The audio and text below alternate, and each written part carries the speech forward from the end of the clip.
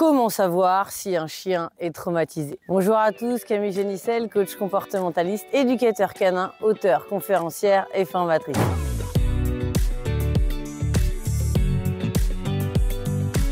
Je consacre ma vie à vous aider à mieux comprendre vos animaux et surtout à établir un rapport de confiance et d'amour avec eux. Alors comment savoir si un chien est traumatisé? Eh bien, il y a beaucoup plus de paramètres qu'on ne le pense qui vont pouvoir nous permettre de le savoir et surtout savoir comment il faut réagir et comment il faut faire avec un chien qui est traumatisé. La première des choses, c'est tout simplement d'essayer de comprendre et de savoir, mais d'où vient-il? Est-ce qu'il vient d'un refuge? Est-ce qu'il vient d'un élevage? Est-ce qu'il vient...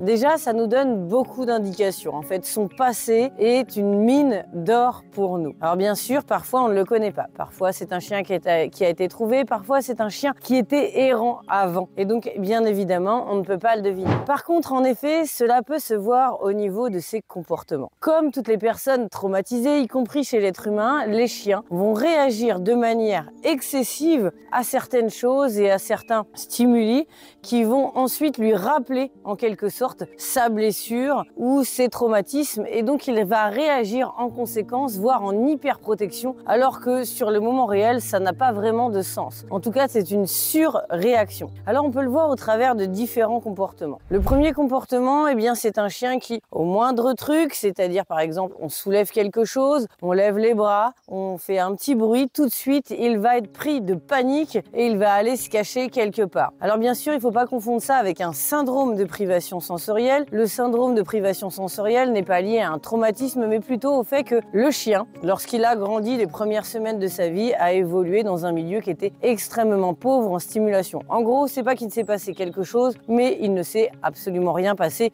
du tout. Donc parfois, c'est difficile de faire la différence entre ces deux choses-là. Vous savez, souvent on dit « Ah, il a peur du balai, il a peur de ci, de ça. À mon avis, il s'est fait battre. » Oui, c'est possible, mais en même temps, il est possible aussi qu'il n'ait jamais rien vu de sa vie. Et c'est ce qui va faire aussi qu'il va réagir de manière excessive. En fait, c'est l'un ou l'autre. On peut avoir aussi un chien qui a peur, évidemment, de quelque chose en particulier. Cette peur de quelque chose en particulier, ce déclencheur va être directement en rapport avec ses traumatismes. Alors ça peut être les hommes, ça peut être les femmes aussi, mais malheureusement ou heureusement, comme vous voulez, c'est plus rare. Ça peut être les autres chiens, ça peut être d'autres êtres vivants, ça peut être tout simplement des bruits. J'ai vu certains chiens aussi ne pas vouloir rentrer dans une maison où tout ce qui était fermé. Donc en réalité, ça peut être lié à beaucoup de choses, mais ce sont des réactions excessives. Et ces réactions excessives, en tout cas, elles sont complètement démesurées par rapport à ce qui se passe. Même si nous, on n'était pas en mesure de comprendre ce qu'il a, quand même, il y a un juste milieu. Et donc à partir de là, on va pouvoir déterminer si notre chien a été traumatisé ou pas. Quoi qu'il arrive, on va toujours mettre des solutions adaptées et en conséquence. Alors évidemment, si on connaît le traumatisme, si on connaît le passé du chien, c'est beaucoup mieux pour être sûr précisément de taper directement sur le déclencheur et de trouver directement les bonnes solutions à mettre en place pour lui et dans ce cas précis. Je rappelle que quand même les solutions comportementales qui vont être mises en place, c'est en fonction du chien lui-même, parce qu'ils sont tous différents, ils ont tous une personnalité différente, ils ont tous une sensibilité différente, mais aussi en fonction de son passé. Évidemment, si on ne le connaît pas, eh bien on fera seulement en fonction du chien et surtout avec l'expérience. Je peux vous assurer que j'arrive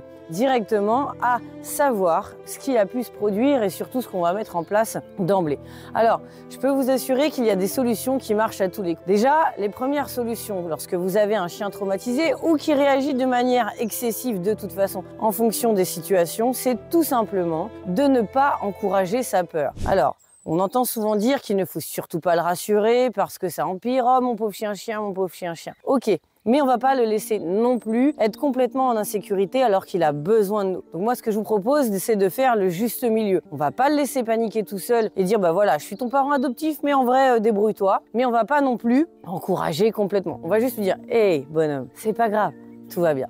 Voilà, ni plus ni moins, un petit peu de sécurité sans pour autant paniquer à l'excès. Maintenant, ce qui est extrêmement important, c'est surtout d'utiliser des comportements d'apaisement. Surtout si notre chien a été traumatisé vis-à-vis des êtres humains ou si vous voyez qu'il réagit de manière excessive avec de la peur sur les êtres humains. Bien sûr, il va falloir tout simplement utiliser les techniques des comportements d'apaisement, c'est-à-dire complètement ignorer le chien. Je sais, c'est quelque chose qui est contre nature chez l'être humain parce que nous, on va avoir envie d'aller d'aller vers lui, de l'aider, de lui montrer qu'on lui veut rien. Allez, viens mon petit bonhomme. De lui donner une petite caresse, de lui donner un aliment ou des choses comme ça. Eh bien, je vous rassure, en fait, votre chien va surtout être encore plus en panique si vraiment on est sur lui en permanence, si vraiment on est intrusif, si vraiment on a envie d'aller vers lui au maximum. Alors le mieux, c'est encore de le laisser venir par de lui-même. Lui tout seul va savoir quand est-ce qu'il va avoir envie de venir ou non. Et surtout, on va pouvoir nous faire des comportements d'apaisement. C'est-à-dire ce que le chien utiliserait lui-même pour s'apaiser lui-même ou vis-à-vis de ses autres congénères ou autres. C'est-à-dire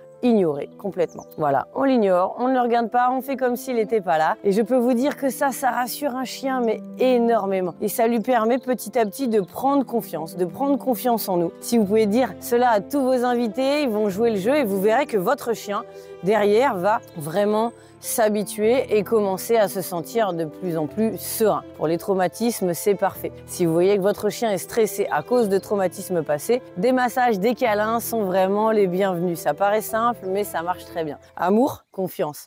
Toujours ces principales choses. En tout cas, c'est vraiment là-dessus qu'on va axer nos solutions. La dernière des choses, eh bien, c'est tout simplement de lui montrer que l'on va juste prendre du temps, passer ce temps avec lui, des moments avec lui, sans jamais être dans l'attente, sans jamais lui attendre quelque que ce soit. En fait, on va passer du temps avec lui, on va se poser. S'il vient, tant mieux. S'il ne vient pas, tant pis. On est là et on lui propose. Maintenant, c'est à lui de voir justement ce qu'il veut ou ce qu'il ne veut pas. Mais on va être là pour lui. Vous avez aussi quelques petits exercices, comme par exemple des petits exercices d'habituation, comme son nom l'indique, vont habituer petit à petit le chien à un élément qui pourrait être déclencheur de ces traumatismes passés, comme par exemple, j'imagine, le bruit d'un aspirateur, où là, on va vraiment avoir un chien qui va être au niveau aspirateur, par exemple, dès qu'il va y avoir l'aspirateur d'allumé ou quelque chose comme ça, qui va être pris de panique. Alors, soit par peur et parce que ça révèle ses traumatismes, soit il va fuir, soit il va complètement attaquer l'aspirateur. C'est une possibilité. Alors, que faire? Eh bien, on va l'habituer à l'aspirateur petit à petit, en commençant le plus loin possible pour aller de plus en plus près de l'aspirateur,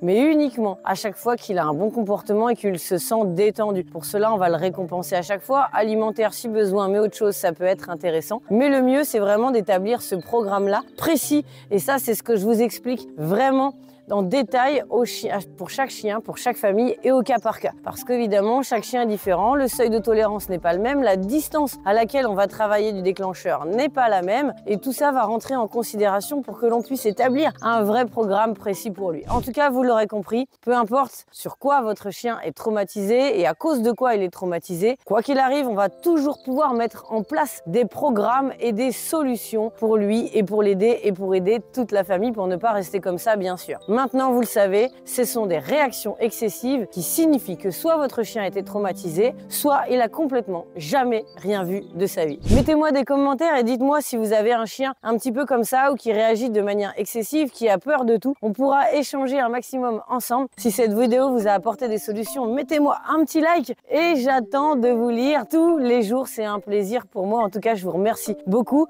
Pensez à vous abonner à cette chaîne et surtout à appuyer sur la petite cloche pour recevoir les notifications.